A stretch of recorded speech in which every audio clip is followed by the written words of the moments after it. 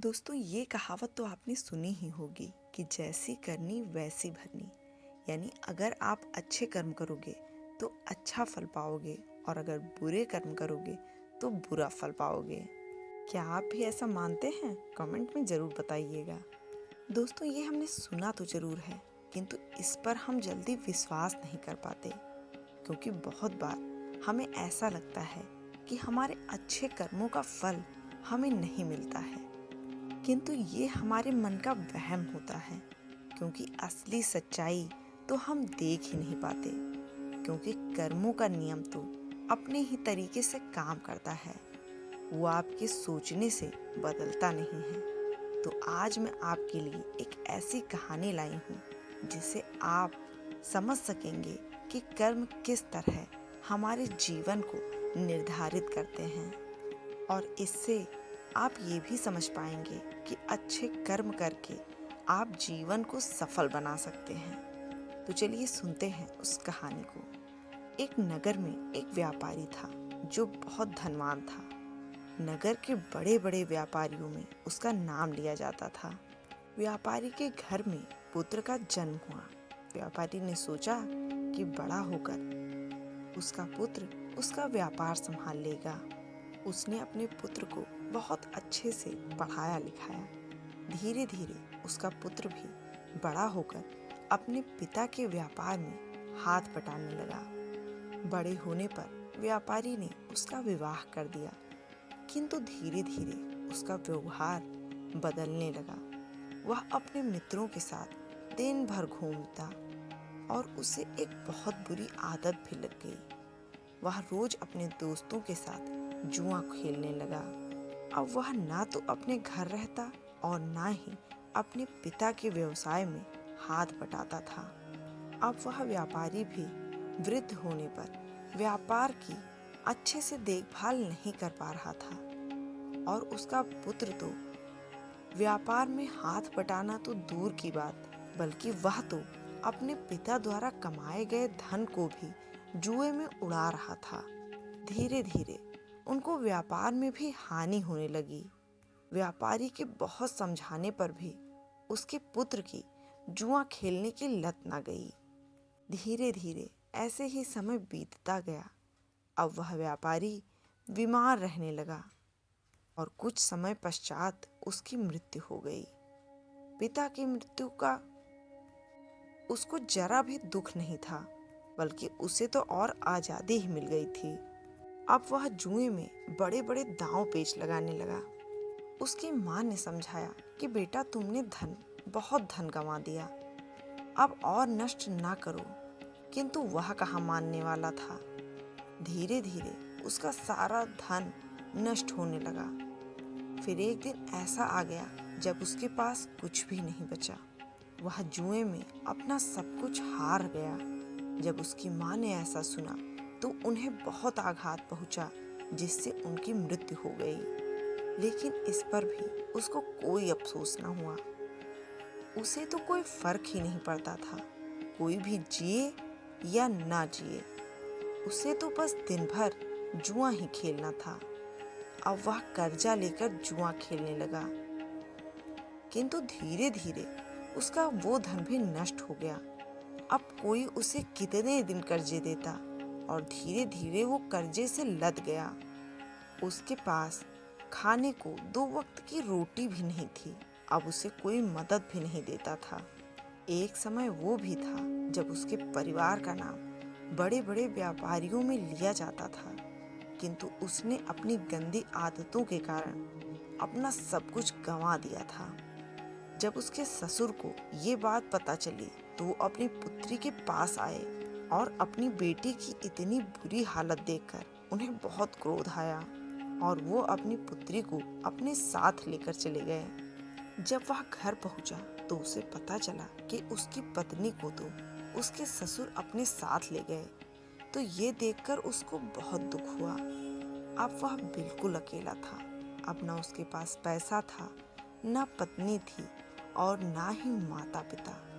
अब उसे अपने पिता की हर बात याद आने लगी। अपनी इस हालत का जिम्मेदार वह स्वयं था। अब उसने अपने मन में ठान ली कि अब मैं मेहनत करूंगा और अपना खुद का व्यापार बड़ा करूंगा। ऐसा सोचकर वह अपने ससुर के पास जाता है कि वह उनसे कुछ धन लेकर अपना व्यापार शुरू कर सके। सुबह उठते ही वह अपने ससुराल गया, लेकिन अपनी हालत, अपने फटे पुराने कपड़ों को देखकर वह रोने लगा। वह सोचता है कि इस तरह मैं अपने ससुराल कैसे जाऊं। अब वह एक कपड़े की दुकान पर पहुंचा जो बंद थी। उसने सोचा कि मैं अपने ससुर के नाम पर कपड़े उधार ले लूंगा और जब ससुराल से पैसे मिल जाएंगे तो इस दुकान पर आकर दे दूंगा। ये सोच वह उसी दुकान के बाहर लेट गया। तभी उसने देखा कि एक युवक चुपचाप दुकान के भीतर जा रहा है। उसके जाने के तुरंत बाद ही एक स्त्री भी उस दुकान के अंदर चली गई जो कुछ जानी पहचानी लग रही थी। अब उसने दुकान की खिड़की से अंदर झांका तो उसने जो देखा वह देखकर उसके होश ही उड़ गए, क्योंकि वो औरत कोई और नहीं बल्कि उसकी ही पत्नी थी। तब उसने उनकी बातें सुनी। उसकी पत्नी उस युवक से कह रही थी कि मैं तुमसे विवाह करना चाहती हूँ और मैं तुम्हें एक राज की बात बताना चाहती हूँ, जिससे विवाह के बाद हम आराम से रह सकें। उस युवक ने उत्सुकता के साथ पूछा कि कौन सी बात। तब उसने कहा कि मेरे ससुर बहुत बड़े व्यापारी थे। उन्होंने बहुत कठिन परिश्रम करके खूब धन कमाया था और उन्होंने 4 घड़े सोने के सिक्कों से भरकर मकान के चारों कोनों में गड़वा दिया था ताकि बुरे वक्त में वो धन काम आ सके। उन्होंने अपने जुआरी बेटे को इस धन के बारे में नहीं बताया था, क्योंकि उनको डर था कि उनका बेटा कहीं उस धन को भी जुए में न उड़ा दे। फिर उसकी पत्नी ने कहा कि तुम जल्दी से मेरे ससुराल जाओ और मेरे मूर्ख पति से वह मकान खरीद लो। वे तुम्हें आसानी से दे देगा, जिससे वो धन हमको मिल जाएगा और हम विवाह करके आराम से रहेंगे। अपनी पत्नी की ऐसी बातों को सुन उसे बहुत दुख हुआ। उसने सोचा कि मेरी बुरी आदतों के कारण मेरी पत्नी मेरी न रही और दूसरे युवक से विवाह करने की योजना बना रही है। किंतु अब मेरी गलती मुझे समझ आ गई है और मैं अपने पिता की पूंजी को इस तरह लुटने नहीं दूंगा। ये सोचकर वह पुनः अपने नगर लौट जाता है और अपने घर के चारों कोनों की खुदाई शुरू कर देता है। उसे सोने के सिक्कों से भरे घड़े मिल जाते हैं और वह उनमें से सिक्कों को निकालकर उसमें कोयला भरकर वापस उसी जगह पर रख देता है। अब वह अपनी पत्नी के प्रेमी का इंतजार करने लगता है।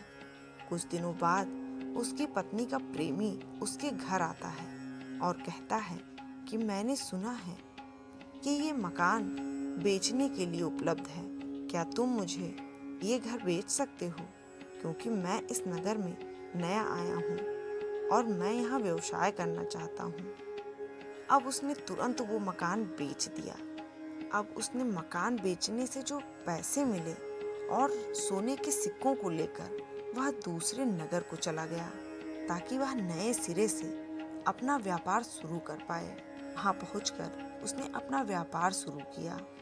शुरुआत में उसे थोड़ी कठिनाई आई, किंतु उसने खूब मेहनत की और अपनी बुरी आदतों को भी अपने से दूर रखा।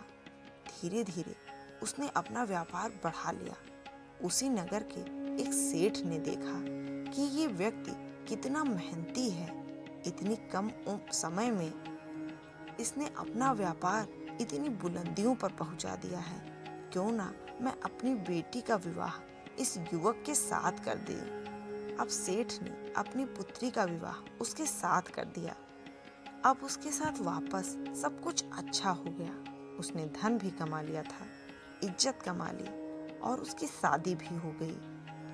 अब उसके पास वो सब कुछ था जो वो अपने जीवन में चाहता था। उधर उसकी पुरानी पत्नी का प्रेमी वो घर पाकर बड़ा खुश था, किंतु जब उसने मकान के चारों कोनों की खुदाई की तो उसने सोने के सिक्कों के बदले कोयले भरे 4 घड़े मिले, जिसे देखकर वो रोने लगा।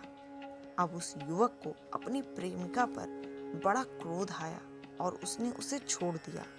उधर वह व्यापारी बहुत खुश था। उसने अपनी गलती से सीख लिया था कि बुरे कर्म करोगे तो उसका परिणाम बुरा ही होगा, क्योंकि जब वह जुआ का लती था तो उसके पास कुछ भी नहीं बचा था, जो कि उसके कर्म का ही फल था। और जब उसने अपनी गलती का एहसास किया तो उसका जीवन ही बदल गया। इससे हमें ये पता चलता है कि हमने जीवन में कोई भी गलती की हो, पर हम जीवन में एक नई शुरुआत कर सकते हैं, क्योंकि अच्छे कर्म करने के लिए हर समय अनुकूल होता है। तो दोस्तों, आशा है इस कहानी से आपने कुछ अच्छा जरूर सीखा। सीखा होगा। और अगर आपको ये वीडियो थोड़ा सा भी अच्छा लगा हो तो प्लीज़ वीडियो को लाइक करें, शेयर करें और चैनल को सब्सक्राइब जरूर करें। और हमारे साथ यहाँ तक बने रहने के लिए आपका बहुत बहुत धन्यवाद।